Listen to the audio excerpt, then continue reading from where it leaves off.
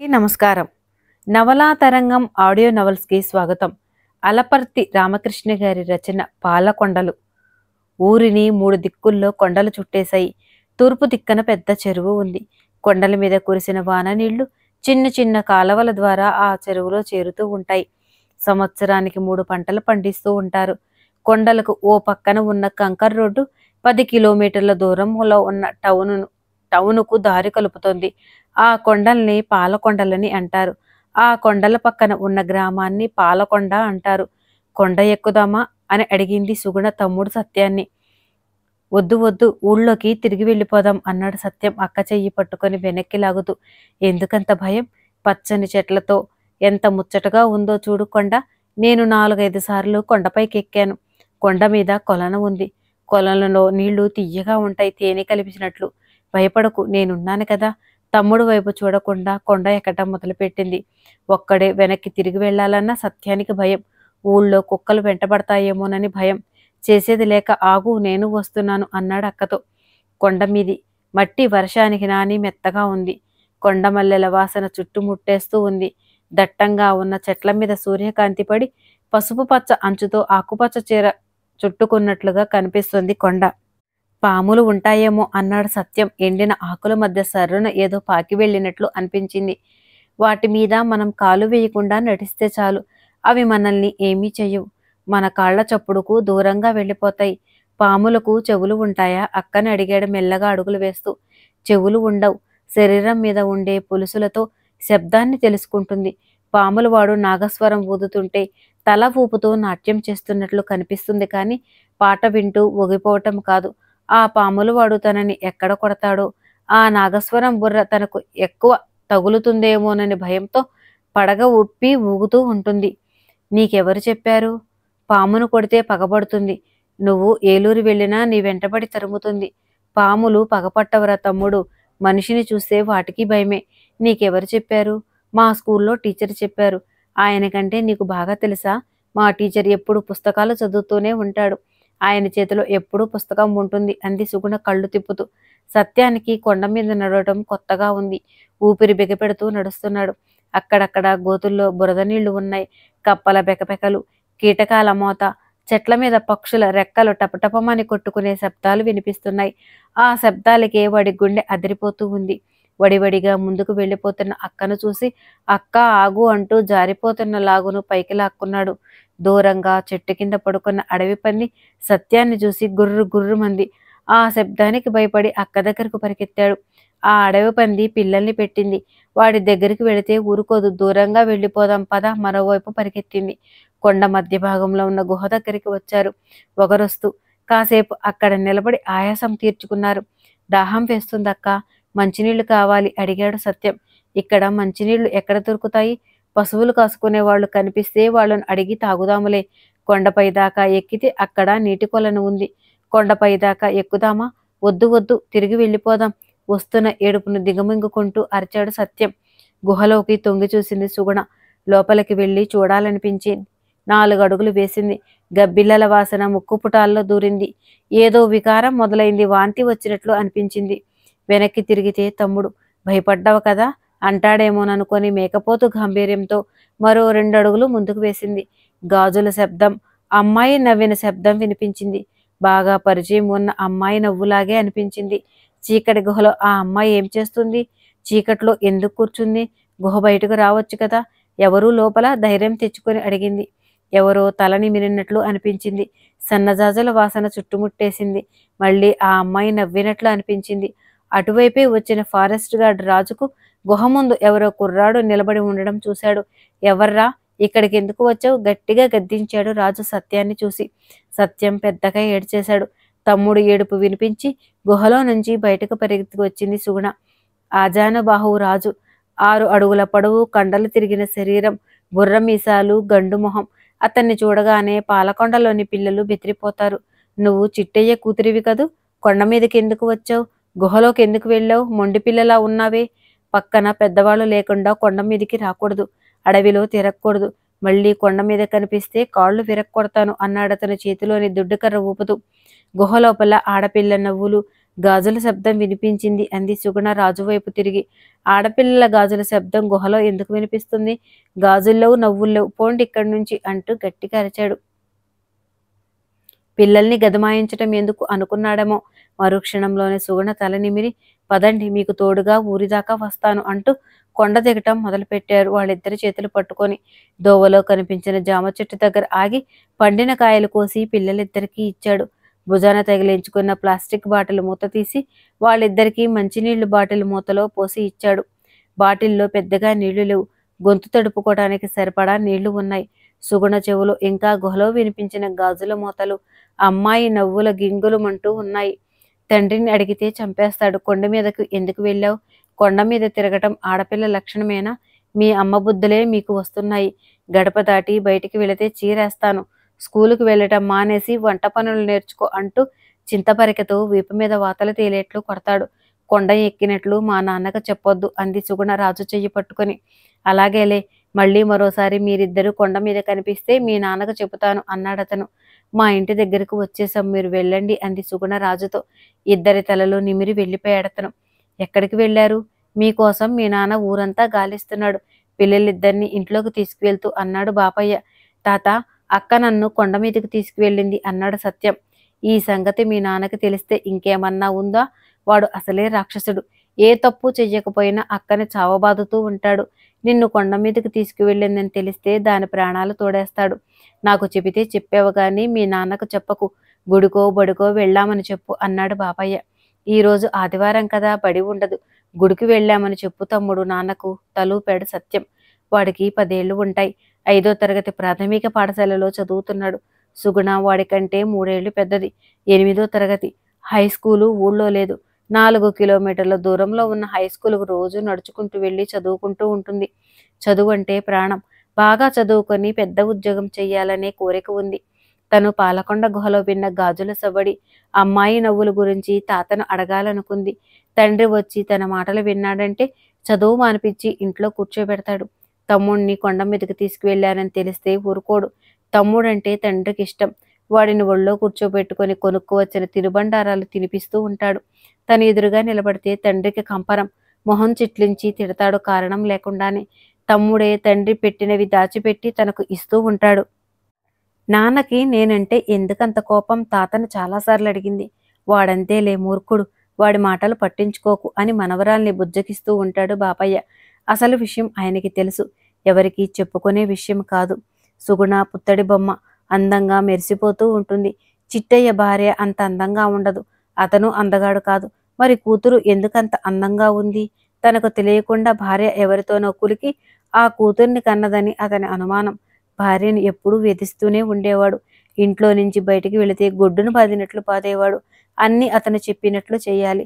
ఎక్కడన్నా పొరపాటు జరిగితే, చెప్పింది ఆమె చెయ్యకపోతే ఆ రోజు నరకం చూడాల్సిందే. అట్లకడ కాల్చి వతలు పెట్టేవాడు జలజాక్షిని. ఆ బాధలు పడలేక 8 ఏళ్ల కిందట ఇల్లు విడిచి వెళ్ళిపోయింది. ఎక్కడికి వెళ్ళిందో ఏమైపోయిందో ఎవరికీ తెలియదు. జలజాక్షి ఎవడితోనో లేచిపోయిందని చిట్టయ్య పుకారు లేవదీశాడు. మామగారు మాత్రం కోడలు ఆత్మహత్య చేసుకుందేమోనని చుట్టుప్రక్కల బావులు చెరువులు వెతికాడు. ఆమె జాడ తెలియలేదు. ఆమె అన్న దగ్గరలో ఉన్న టౌనులో ఉంటాడు. అన్న దగ్గరికి వెళ్ళిందేమోనని ఆ ఊరు వెళ్ళి వచ్చాడు. అక్కడ ఆమె లేదు. ఎక్కడ ఉందో ఏమిటో, అసలు ఉందో లేదో ఆ విషయాలు పిల్లలకి ఎలా చెప్తాడు? చిట్టయ్య ఇంటికి తిరిగి వచ్చాడు. వంటగదిలో పీటల మీద కూర్చుని అన్నం తింటున్న కూతురిని కొడుకుని చూశాడు. ఇంటి పట్టున ఉండకుండా ఎక్కడ తిరిగి వచ్చారు? సుగుణ వైపు కళ్ళురిమి చూస్తూ అడిగాడు. గుడికి వెళ్ళాం అన్నాడు సత్యం. ఎందుకు? పూజలు చేస్తున్నారు గుళ్ళో. పూజలు అయ్యాక ప్రసాదం పెడతారని చెప్తే గుళ్ళోనే ఉండిపోయాం అంది సుగుణ. ఇంట్లో మెక్కుతున్నది చాలట్లేదా? గుడి దగ్గర కూర్చొని ప్రసాదం ఎప్పుడు పెడతారా అని పడిగాపులు కాస్తున్నారా? నువ్వు బలాదురుగా తిరగటమే కాకుండా తమ్ముణ్ణి కూడా చెడగొడుతున్నావా అంటూ సుగుణ తల మీద గట్టిగా మొట్టికాయ వేశాడు. తల బొప్పు కట్టి చుర్రుమంది. ఎడం చేత్తో తల రుద్దుకుంది. ఆ పిల్లని అన్నం కూడా తిననివ్వవా? కోపంగా కొడుకు వైపు చూశాడు బాపయ్య. చిట్టయ్య వెనక్కి తెగ్గాడు. ఊళ్ళో ఎవరి మాట వినడు. తనకు తోచింది చేసేస్తాడు చిట్టయ్య. తండ్రి మాటకే కాస్తో కూస్తో విలువ ఇచ్చేది. పెద్దవాడివి, ఇంట్లో పనులన్నీ నువ్వే చేస్తున్నావు. ఇంట్లో ఉండి వంట పనిలో నీకు సహాయం చేయొచ్చు కదా. నీ మనవరాలు ఇంట్లో ఉండి, అమ్మ ఇంట్లో ఉంటే వంట పనంతా చేసేది కదా. అమ్మని ఇంట్లో నుంచి ఎందుకు పంపించేశావు అడిగాడు సత్యం. కొడుకు మాటలకు నవ్వుకున్నాడు. వాడు పక్కన కూర్చొని బుగ్గలు నిమిరాడు. మీ అమ్మ ఇంట్లో ఉంటే అన్నంలో విషం కలిపి ఎప్పుడో నన్ను చంపేసేది. మీ తాతది అమృతహస్తం. ఏది వండినా అమృతంలా ఉంటుంది. అమ్మను మర్చిపో. అమ్మ సంగతులు మాట్లాడకు అన్నాడు చిట్టయ్య. జోబులో నుంచి మిఠాయి పొట్లం సత్యంకు ఇచ్చాడు. అన్నం తిన్నాక మంచం మీదకి చేరి గురక పెట్టి నిద్రపోతున్నాడు చిట్టయ్య. మిఠాయి పొట్లంతో అక్కపక్కన చేరాడు సత్యం. ఇద్దరం తిందాం. నాకొద్దు, ఇప్పుడే అన్నం తిన్నాం కదా అంది సుగుణ. సగం తిని సగం రేపటికి దాచిపెట్టుకుందాం. మనవడిని చూసి మురిసిపోయాడు. తండ్రి పోలికలు వచ్చాయి కానీ వాడి సుగుణాలు ఒక్కటి కూడా మనవడికి రాలేదని సంతోషపడ్డాడు. అక్కకు పెట్టకుండా ఏదీ తినడు. వాళ్ళిద్దరి మధ్య అనురాగబంధం కలకాలం ఉండాలని అనుకున్నాడు. తాత మంచం మీద చెరో ప్రక్కన చేరారు. అప్పుడే పాలకొండ గుహలో తను విన్న సవ్వడుల గురించి తాతను అడగాలనుకుంది. తాత, మధ్యాహ్నం నేను తమ్ముడు మన ఊరిని ఆనుకుని ఉన్న పాలకొండ ఎక్కాం. మాకు అక్కడ చీకటి గుహ కనిపించింది. ఆ గుహలో ఏముందో చూడాలనిపించి 4 అడుగులు ముందుకు వేశాను. తమ్ముడికి భయం వేసి గుహ బయటే ఉండిపోయాడు. నాకు గుహలో నుంచి గాజులు సరిచేసుకుంటున్నట్లుగా సవ్వడి వినిపించింది. ఎవరో అమ్మాయి నవ్వుతున్నట్లుగా అనిపించింది. ఆ అమ్మాయిని చూడాలనిపించింది. నిజంగా ఆ గుహలో అమ్మాయి ఉందా? కొండ మీద అడవిని కాపలా కాసే రాజు కనిపించాడు. అతన్ని అడిగితే గాజుల్లేవు, అమ్మాయి లేదు, పొండి ఇక్కడి నుంచి అని గదమాయించాడు. ఆ అమ్మాయి నాకు కనిపించలేదు కానీ నన్ను చూస్తూ నవ్వినట్లు అనిపించింది తాత, చెప్పుకుపోయింది సుగుణ. 2 నిమిషాలు ఆలోచనలో పడ్డాడు బాపయ్య. పాలమ్మ గుహలోకి వెళ్ళావా? పాలమ్మ గుహ ఏమిటి? పాలమ్మ ఎవరు అని అడిగింది తాతని. ఆ గుహని పాలమ్మ బిలం అంటారు. పాలమ్మ కథ ఇప్పటిది కాదు, 7-8 తరాల ముందుది. పాలమ్మది మన ఊరే. కుందనపు బొమ్మలా ఉండేదట. ఊళ్ళో 2 వర్గాలు ఉండేయి. 2 వర్గాల మధ్య పచ్చగడ్డి వేస్తే బొగ్గున మండేది. ఒక వర్గం వాళ్ళు పశువుల్ని, మరో వర్గం వాళ్ళు కొండ అవతల పక్కకు తీసుకువెళ్లి నరికివేసి ఆ మాంసం వండుకు తిన్నారట. రెండో వర్గం వాళ్లకు కోపం వచ్చి తమ పశువులను చంపిన వాళ్ళ ఇళ్లు తగలబెట్టి ఇళ్లలో సామాను తీసుకువెళ్లి ఊరి చెరువులో పడేశారట. 2 వర్గాల మధ్య కక్షలు, వైషమ్యాలు తారాస్థాయిలో ఉన్నప్పుడు పాలమ్మ రెండో వర్గం వాళ్ళ అబ్బాయిని ప్రేమించింది. వాళ్ళిద్దరూ కలిసి కొండ మీద తిరుగుతూ ఉండేవారట. ఒకరిని విడిచి ఒకరు ఉండలేని పరిస్థితి వచ్చింది. కొండ మీదే దండలు మార్చుకొని వాళ్ళిద్దరూ దంపతులయ్యారు. ఎవరికీ తెలియకుండా పెళ్లి చేసుకొని కొండ మీదే గుడిసెలో కాపురం పెట్టారని తెలిసి కోపంతో ఊగిపోయారు ఆ అమ్మాయి బంధువులు, అబ్బాయి బంధువులు. పక్కన ఆ అబ్బాయి లేనప్పుడు పాలమ్మ కాళ్ళు చేతులు తాళ్లతో కట్టేసి కొండ గుహలోకి తోసేసి ఊళ్ళోకి వచ్చేశారు అబ్బాయి బంధువులు. పాలమ్మ భర్తను అడవిలో చెట్టుకు ఊరేసి ఏమీ ఎరగనట్టు ఊళ్ళో తిరిగారు ఆ అమ్మాయి బంధువులు. పాలమ్మను గుహలోకి నెట్టేసినప్పుడు ఆ అమ్మాయి గర్భిణి. చేతులకు కాళ్లకు తాళ్లను విడిపించుకోలేక ఆకలితో మలమల్లాడి చనిపోయింది పాలమ్మ. ఆమెతో పాటే కడుపులో ఉన్న బిడ్డ కూడా చనిపోయింది. అదేం విచిత్రమో, పాలమ్మ కాళ్ళు చేతులు కట్టేసి గుహలో పడేసిన వాళ్ళు నెల తిరక్కముందే మంచాన పడ్డారు. వారం తిరక్కముందే చనిపోయారు. అబ్బాయిని చంపిన వాళ్ళు ఇసుక లారీ ఎక్కి వెళ్తున్నప్పుడు లారీ బోల్తా పడి వాళ్ల మీద ఇసుక గుట్టగా పడటంతో సజీవ సమాధి అయ్యారు. 2 వర్గాల వాళ్ళు కళ్ళు తెరుచుకున్నాయి. ప్రేమికులను విడదీయటం పాపమని అర్థమైంది. ఆ తర్వాత ఊళ్ళో ఎవరు ప్రేమించుకున్నా అడ్డు చెప్పలేదు. ప్రతి సంవత్సరం 2 వర్గాల వాళ్ళు కలిసిపోయి పాలమ్మ బెలం దగ్గర పూజలు చేస్తారు. తిరునాళ జరుగుతుంది. ఊరి జనాన్ని కరుణించమని ప్రార్థిస్తారు పాలమ్మ దేవతను. ఆ కొండలను పాలకొండలని పిలవటం ఊరిని పాలకొండగా మార్చేశారు. అమ్మ శాంతించింది. కొండ మీద చెట్లు ఏపుగా పెరగటం, కొండ మీద పచ్చిగడ్డి మేసి ఆవులు గేదెలు కమ్మటి పాలు ఇవ్వటం, వర్షాలు బాగా కురిసి కొండవాగు ద్వారా చెరువు నిండా నీళ్లు చేరటం, 3 పంటలు పండించటం మొదలైంది. మీకు వినిపించిన నవ్వులు గాజుల సవ్వడి ఆ పాలమ్మ తల్లివే. ఆ తల్లి కరుణా కటాక్షాలు నీ మీద తప్పకుండా ఉంటాయి. నీకు మంచి మొగుడు వస్తాడు. నువ్వు కోరుకున్న మన్మధుడే నీకు భర్త అవుతాడు. పాలమ్మ తల్లి గూర్చి అన్ని వివరాలు మనవరాలికి చెప్పాడు బాపయ్య. సత్యం ఎప్పుడో నిద్రలోకి జారుకున్నాడు. మరుసటి రోజు ముళ్ళుకర్ర చేతిలో పట్టుకుని ఊపుకుంటూ పొలం బయలుదేరాడు చిట్టయ్య. అతని మాటలు చేతలో ఊళ్ళో అందరికీ చీదర కలుగుతుంది కానీ వ్యవసాయ పనులు మాత్రం ఎవరి చేత వేలెత్తి చూపించుకోకుండా చేస్తాడు. పూజారి ఎదురుపడ్డాడు. నిన్న మీ ఆలయంలో చాలాసేపు పూజలు జరిగాయట కదా? మా పిల్లలు ప్రసాదం కోసం గుళ్ళోనే ఉండిపోయారట పూజారితో అన్నాడు. నిన్న వేణుగోపాల స్వామి ఆలయం తలుపులు తెరవలేదు అన్నాడు పూజారి. ఎందుకని? ఎందుకేమిటి నీకు తెలియదా? నిన్న సూర్యగ్రహణం. గుడి తలుపులు తెరవనే లేదు. గ్రహణం విడిచాక సాయంత్రం 6ంటికి సంప్రోక్షణ చేసి ఆలయం తలుపులు తెరిచి గుడి ఆవరణలో పుణ్యజలం చల్లాము. నిన్న పెద్దగా పూజలేమీ జరగలేదు అనేసి వెళ్ళిపోయాడు పూజారి. మరికొంత దూరం ముందుకు వెళ్ళేసరికి సాంబయ్య ఎదురు వచ్చాడు. నిన్న మీ పిల్లలిద్దరూ కొండ మీద అడవిలో తిరుగుతుంటే ఫారెస్ట్ గార్డ్ రాజు పిల్లల్ని మీ ఇంటి దగ్గర వదిలిపెట్టి వెళ్ళాడు.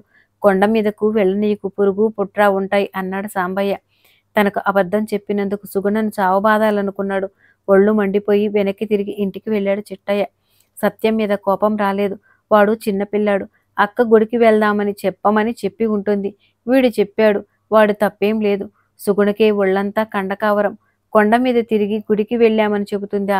అబద్ధం చెప్తే తోలు పొలుస్తానని తెలిసిన అబద్ధం చెప్పిందంటే ఎంత నిర్లక్ష్యం తనంటే. పెరట్లో బాదం చెట్టు నీడలో అంట్లు తోముతున్న కూతురు కనిపించింది. చేతిలో ఉన్న కర్రతో సుగుణు వీపు మీద బాదాడు. వీపు చుర్రుమనడంతో వెనక్కి తిరిగి చూసింది. తండ్రి ఉగ్ర రూపం చూసి అక్కడి నుంచి పరిగెత్తపోయింది. ఆ అమ్మాయి జడ చిట్టయ్య చేతికి దొరికింది. గట్టిగా లాగాడు. జడను బాధతో మూలిగింది. ఆ పిల్ల చెంపలు వాయించాడు. ఊపి మీద పిడిగుద్దుల వర్షం కురిపించాడు. మనవరాల్ని కొడుకు కొట్టడం చూసి ఓర్చుకోలేకపోయాడు బాపయ్య. అడ్డు వచ్చాడు. సుగుణకు దెబ్బలు తగలకుండా చేతులతో కాపు కాసే ప్రయత్నం చేశాడు. తండ్రిని పక్కకు నెట్టేశాడు. తాడు తీసుకువచ్చి నిన్ను చెట్టుకు కట్టేసి వారం రోజులు తిండి పెట్టకుండా మాడిస్తే దారిలోకి వస్తావు. ఒకవేళ నువ్వు చస్తే పెరట్లోనే గొయ్యి తీసి పాతేస్తాను అన్నాడు చిట్టయ్య. దగ్గరలో ఎక్కడా తాడు కనిపించలేదు. పసులు సవిడిలోకి వెళ్ళాడు. తాడు కోసం వెతుకుతూ కింద పడిన బాపయ్య లేచి మనవరాలి దగ్గరికి వచ్చాడు. నువ్వు ఇక్కడి నుంచి పారిపో తల్లి. ఆ రాక్షసుడు అన్నంత పని చేస్తాడు. అడ్డు తగిలితే మరింత రెచ్చిపోతాడు అన్నాడు మనవరాలి తల నిమిరి. ఎక్కడికి వెళ్ళాలి తాత అని అడిగింది సుగుణ వెక్కి వెక్కి ఏడుస్తూ. వినుకొండలో మీ మేనమామ ఇంటికి వెళ్ళు. నీకు ఏ లోటు రాకుండా చూసుకుంటాడు. మేనమామ ఇల్లు ఎక్కడ ఉందో నీకు తెలుసు కదా? తలూపింది తెలుసు అన్నట్లు. పాలకొండ నుంచి రోజు నడుచుకుంటూ వినుకొండలోని హైస్కూల్కి వెళుతుంది. మేనమామ ఇల్లు కూడా హైస్కూల్ దగ్గరే. మేనమామ ఇంటికి వెళ్ళినట్లు తెలిస్తే తండ్రి తిడతాడని తెలిసి వాళ్ళ ఇంటికి వెళ్ళేది కాదు. ఎప్పుడన్నా మేనమామ ఎదురైతే కొనుక్కోవడానికి డబ్బులు ఇస్తాడు. వద్దంటున్నా వినకుండా. మరో క్షణం అక్కడ ఉంటే ఏ ఉపద్రవం ముంచుకొస్తుందోనని మనవరాలు చెయ్యి పట్టుకొని ఇంట్లో నుంచి బయటికి తీసుకువచ్చాడు బాపయ్య. తమ్ముడు కోసం సుగుడు కళ్ళు వెతికాయి. వెళ్ళు, తొందరగా పో, మీ నాన్న వస్తున్నాడు అన్నాడు బాపయ్య కంగారుగా. అక్కడి నుంచి లేడిపిల్లలా పరుగులు తీసింది. నీ మనవరాలు ఏది? ఎక్కడ దాక్కుంది? చేతిలో తాడు పట్టుకొని అక్కడికి వచ్చాడు చిట్టయ్య. పారిపోయింది అన్నాడు బాపయ్య కన్నీళ్లు తుడుచుకుంటూ. పీడ విరగడయింది. మళ్ళీ ఇంట్లోకి రానివ్వకు. దాన్ని ఇంట్లోకి రానిచ్చావా నిన్ను ఇంట్లో నుంచి బయటకు నెట్టేస్తాను. చేతులేని తాడు ఓ మూలకు విసిరేస్తూ అన్నాడు చిట్టయ్య. తండ్రితో విసవిసా నడుచుకుంటూ వెళ్ళిపోయాడు పొలం వైపు. రోడ్డుకు ఓ పక్కన ఎర్రటి ఎండలో కాళ్లకు చెప్పులు లేకుండా వినుకొండ వెళ్లే దారిలో నడుస్తూ ఉంది సుగుణ. అప్పుడప్పుడు ఏడుపు వస్తుంది. కళ్ళు తుడుచుకుంటూ తల వంచుకొని నడుస్తూ ఉంది. తండ్రి కొట్టినందుకు ఏడుపు రావటం లేదు. తమ్ముణ్ణి విడిచి వస్తున్నాననే ఆ అమ్మాయి బాధ. పాత స్కూటర్ మీద వినుకొండ వైపు వెళ్తున్న ఫారెస్ట్ గార్డ్ రాజు దృష్టి సుగుణ మీద పడింది. స్కూటర్ ఆపాడు. అయ్యో, కాళ్లకు చెప్పులు లేకుండా ఒంటరిగా నడిచి వెళ్తున్నావేమిటి? ఈరోజు ఆదివారం కదా, స్కూలు కూడా లేదు. ఎక్కడికి వెళుతున్నావు? ఇంట్లో అలిగి వెళుతున్నావా? మీ నాన్న కొట్టాడా? వాడు అప్రాచ్యుడు. ఊళ్ళో ఒక్కడు మీ నాన్న గురించి మంచి మాట చెప్పడు. ముందు స్కూటర్ ఎక్కు. నువ్వు ఎక్కడికి వెళ్తున్నావో చెప్పు, అక్కడ దించుతాను అన్నాడు రాజు. రాజు ఉండేది వినుకొండలోనే. డ్యూటీ దిగి ఇంటికి వెళ్తున్నాడు. పిల్లలన్నా చెట్లు అన్నా ప్రాణం అతనికి. చెట్లని పిల్లల్ని దైవంలా భావిస్తాడు. చెట్టు కొమ్మ ఎవరన్నా విరక్కొట్టినా, పిల్లల్ని ఎవరన్నా కొట్టినా విలువెల్లాడిపోతాడు. మా మేనమామ గారింటికి వెళుతున్నాను అంది సుగుణ ఇంటి దగ్గర జరిగిన సంఘటన గురించి చెప్పకుండా. ప్లీడర్ ప్రతాప్ గారింటికా? మీ నాన్నకు ప్లీడర్ గారికి మాటలు లేవుగా? ప్రతాప్ గారు మంచి మనిషి. కోర్టులో కేసు వాదించటం మొదలుపెట్టాడంటే అవతలి పక్షం వాళ్ళకి చెమటలు పడతాయి. మీ నాన్న ఎవరికీ భయపడ్డాడు, కానీ ప్రతాప్ గారంటే హడలు. ప్లీడర్ గురించి చెప్పుకుపోయాడు. బాటిల్లోని మజ్జిగ సుగుణ చేత తాగించి నెత్తిమీద కప్పుకోవటానికి తన భుజం మీద టవలు ఇచ్చి స్కూటర్ మీద ఎక్కించుకున్నాడు. బాబాయ్, నీకు ఎప్పుడైనా అడవిలో పాలమ్మ దేవత కనిపించిందా? పాలమ్మ ఆత్మ పాలకొండల చుట్టూ తిరుగుతూ ఉంటుందని చుట్టుపక్కల వాళ్ళు చెబుతూ ఉంటారు. ఆడపిల్లల్లో కడుపులో చనిపోయిన బిడ్డ రూపాన్ని చూసుకుంటూ ఉంటుందట. ఆడపిల్లకి ఏ కష్టం రాకుండా చూస్తుందట. సరే, అది నమ్మకానికి సంబంధించింది. నాకు మాత్రం అడవిలో ప్రతి చెట్టులో పిట్టలో పాలమ్మ కనిపిస్తుంది. అడవిని కాపాడుకుంటే వానలు కురిపిస్తుంది. చెరువులు ఎండిపోకుండా చూస్తుంది. ఆ తల్లివి నువ్వు నమ్ముకో, నీకు ఏ కష్టం రాకుండా కాపాడుతుంది అన్నాడతను. పాలమ్మ నవ్వులు, గాజుల సవ్వడి తనకు వినిపించాయి గుహలో. ఆ అమ్మ తనను అన్ని వేళలా కాపాడుతుందని తాత కూడా చెప్పాడు. మరి ఈ కష్టాలు ఏమిటి? కన్న తండ్రి తనను శత్రువులా చూడడం ఏమిటి? ప్రతిరోజు ఏదో ఒక కారణంతో కొట్టడం ఏమిటి? తమ్ముడి నుండి తనను దూరం చేయటం ఏమిటి? ప్రతాప్ ఇంటి ముందు స్కూటర్ ఆపాడు రాజు. సుగుణను చూస్తుంటే పారిపోయిన చెల్లెలు తన కళ్ళ ముందు తిరుగుతున్నట్లు అనిపించింది ప్రతాప్కు. కళ్ళు చెమ్మగిల్లాయి. మేనకోడలు తల నిమిరాడు.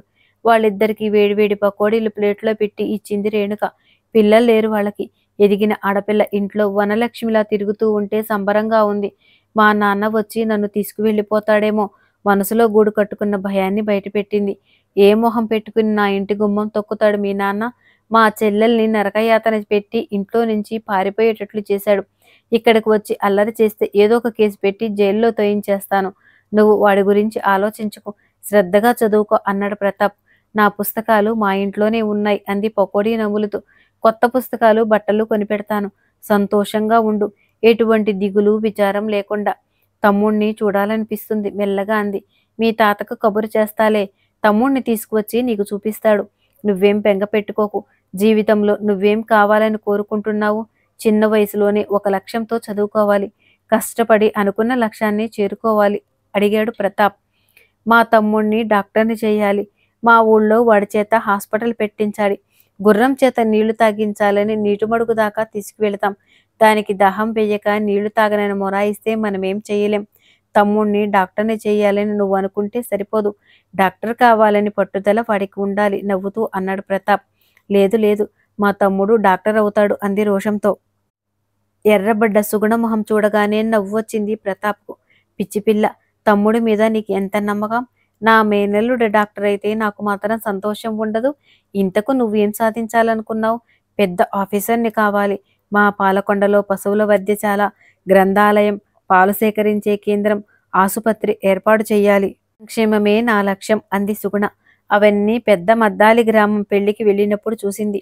ఆ అమ్మాయి మాట్లాడుతున్నప్పుడు మాటల్లో ఆవేశం, మెరిసే కళ్ళు, చేతులు తిప్పుతూ చెప్పడం చూసి ఆశ్చర్యపోయాడు.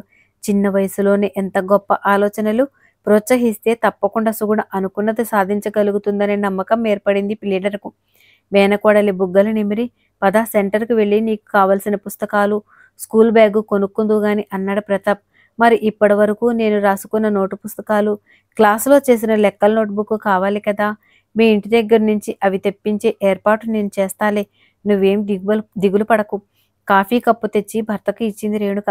చీకటి పడపోతుంది. తులసికోట దగ్గర ప్రమిద వెలిగించు తల్లి అంది రేణుక సుగుణతో. ప్రమిద వెలిగించి దీపం వెలికికేసి చాలాసేపు చూస్తూ ఉండిపోయింది.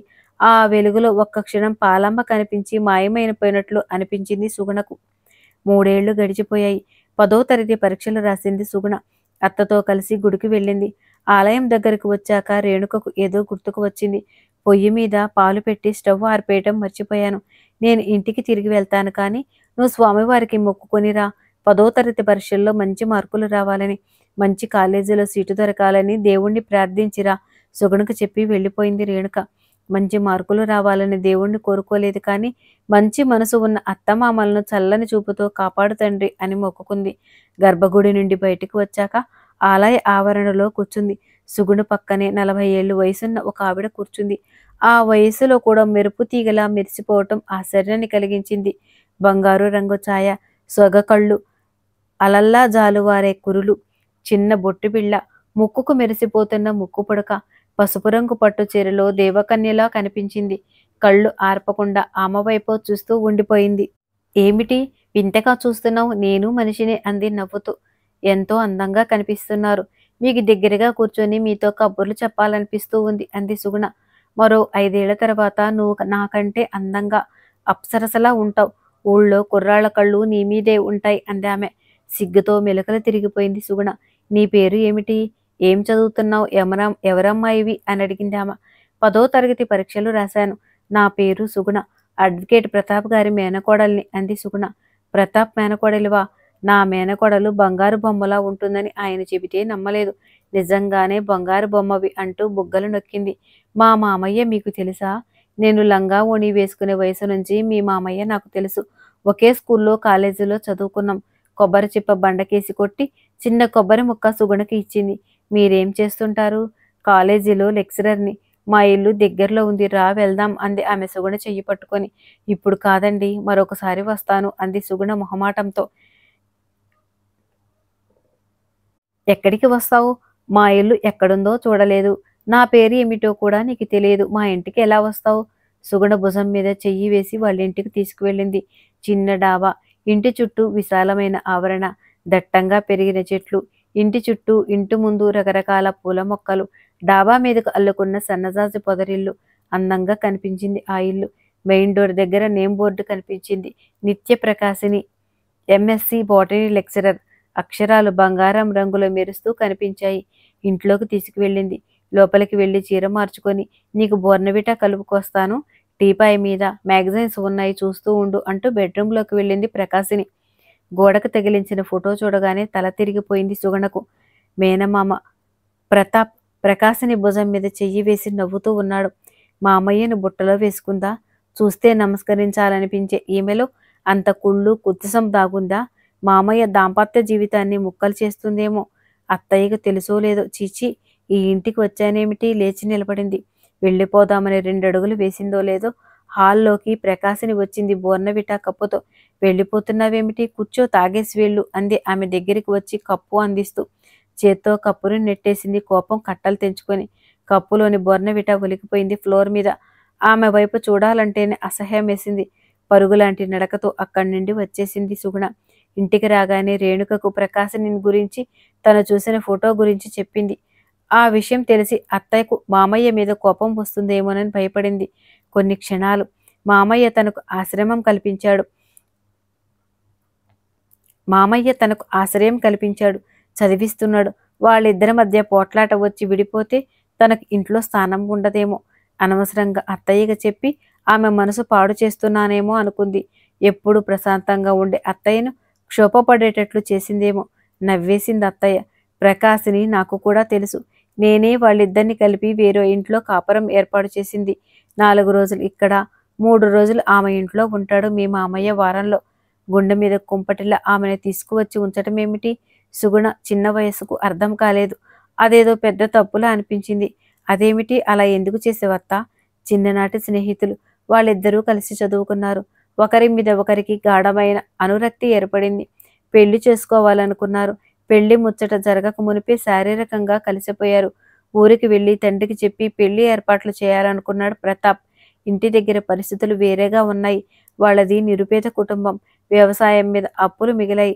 ఉన్న 2 ఎకరాలు అమ్ముకున్నాడు తండ్రి. కూతురు పెళ్లికి, అదే మీ అమ్మ పెళ్లికి ప్రతాప్ చదువుకు చేసిన అప్పులు పెరిగిపోయాయి. మా నాన్న ఊళ్ళో షావుకారు. ప్రతాప్కు అప్పులు ఇచ్చింది మా నాన్నే. ప్రతాప్ అంటే అభిమానం మా నాన్నకి. నా కూతురిని కోడలిగా చేసుకో, నాకు వియ్యంకుడు అయిపోతావు. అప్పు తీర్చవలసిన అవసరం లేదు. పెళ్లి వైభవంగా చేద్దాం. పెళ్లి ఖర్చంతా నేనే పెట్టుకుంటాను అన్నాడు మా నాన్న ప్రతాప్ తండ్రితో. బలవంతంగా తండ్రిని కొడుకుని పెళ్లికి ఒప్పించాడు. పెళ్లి అయ్యాక నా పట్ల ఎటువంటి ఉదాసీనత చూపించేవాడు కాదు. ప్రేమగా మాట్లాడేవాడు. నేను ఏది చెప్పినా వెంటనే చేసేవాడు. అందగాడు, తెలివితేటలు ఉన్నవాడు భర్త అయినందుకు ఎంతో సంతోషపడ్డాను. ఇప్పటికీ ఆ సంతోషం, ఆయన పట్ల గౌరవం ఇసుమంత కూడా తగ్గలేదనుకో. 5 ఏళ్లు గడిచాయి. వైట్ బ్లీడింగ్ ఎక్కువగా ఉండడంతో నా గర్భసంచి తీసేశారు. పిల్లలు పుట్టే అవకాశం లేదు. పిల్లలు లేరనే బాధ కలిచివేస్తూ ఉండేది. ప్రతాప్ లాయర్గా మంచి పేరు తెచ్చుకున్నాడు. గుంటూరు కోర్టులో హైదరాబాద్ వెళ్లి హైకోర్టులో కేసులు వాదించి కేసులు గెలుస్తూ ఉండేవాడు. పలుకుబడి, సిరి సంపదలు ఉన్నా ఏదో పోగొట్టుకున్నవాడిలా కనిపిస్తుండేవాడు. అర్ధరాత్రి పూట మేలుకొని ఆలోచిస్తూ ఉండేవాడు. మొదట్లో కేసులు గురించి ఆలోచిస్తూ ఉన్నాడేమో అనుకున్నాను. ఆయన రూములో పాత డైరీలో ప్రకాశిని ఫోటో కనిపించింది. ఊళ్ళో లేనప్పుడు పాత డైరీలు పెట్టిన సూట్ కేసు కనిపించింది. అవన్నీ చదివాను. నన్ను పెళ్లి చేసుకోకముందు ప్రకాశినితో నడిపిన ప్రేమ వ్యవహారం తెలిసింది. కన్న తండ్రి మీద గౌరవంతో నాతో పెళ్లికి ఒప్పుకున్నాడు. ఆ అమ్మాయిని మర్చిపోలేకపోతున్నాడు. కానీ మా పెళ్లి అయ్యాక ఆ అమ్మాయిని ఎక్కడా కలిసే ప్రయత్నం చేయలేదు. నా పట్ల చూపిస్తున్న ప్రేమ, అనురాగంలో ఏ మార్పు లేదు. ప్రకాశిని నరసరావుపేటలో లెక్చరర్గా పనిచేస్తూ ఉంది.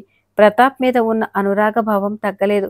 అతను అన్యాయం చేసిన అతని మీద ఆ అమ్మాయికి కోపం రాకపోవటం, అతన్ని ఇంకా ప్రేమిస్తూ ఉండటం, పెళ్లి చేసుకోకుండా ఉండిపోవటం ఆశ్చర్యాన్ని కలిగించింది.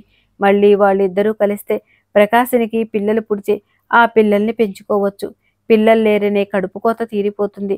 నా ప్రోద్బలంతో ఆమెను ఇక్కడికి తీసుకొచ్చి వేరే ఇంట్లో ఉంచాడు. వారంలో 3 రోజులు అక్కడ, 4 రోజులు మా ఇంట్లో. ఆమెకు పిల్లలు పుడతారనుకుంటే అదీ జరగలేదు. అదొక్కటే లోపం మా జీవితంలో. ప్రతాప్కు ఆ మధ్య కాలి మీద పెద్ద పెద్ద పుళ్ళు లేచాయి. రసికి చెము కారటం మొదలయింది. ఆయన కాలు చూస్తుంటే నాకు వాంతి వచ్చినట్లు ఉండేది. ప్రకాశిని మా ఇంటికి వచ్చి రోజూ దూదితో కాలి మీద పేరుకుపోతున్న చీమును తుడిచి డ్రెస్సింగ్ చేసేది. ఆ అమ్మాయి సపర్యలు మీ మామయ్య తొందరగా కోలుకునేటట్లు చేశాయి. మన కుటుంబ సభ్యురాలైపోయింది ప్రకాశిని. అన్ని సుగుణాలకు గట్టి పునాది. ఇతరులను ద్వేషించకపోవటం, ఎదుటివారి తప్పుల్ని తేలిగ్గా క్షమించటం, చెప్పటం ముగించింది అత్తయ్య. ప్రకాశిని గురించి వివరంగా అత్తయ్య చెప్పాక ఆమె మీద తనకు కలిగిన కోపం దూదిపింజలా ఎగిరిపోయింది. మళ్ళీ వాళ్ళింటికి వెళ్ళి కొంచెం దురుసుగా ప్రవర్తించినందుకు మన్నించమని అడగాలనుకుంది సుగుణ.